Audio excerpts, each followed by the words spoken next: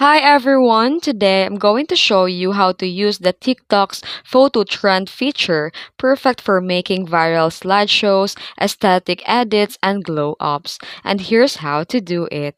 First, open the TikTok and tap the plus icon to create a new post.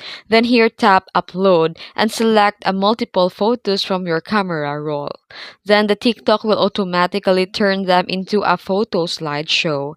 Then here to join a photo trend, look for the videos using specific trending sounds and templates. You'll often see a Use Template or Use Sound button. Then here choose a popular audio, then arrange your photos to match the beat or story. And here you can also add a text, filters, or stickers to personalize it. And don't forget to use a trending hashtags like photo trend or TikTok slideshows or the name of the trend.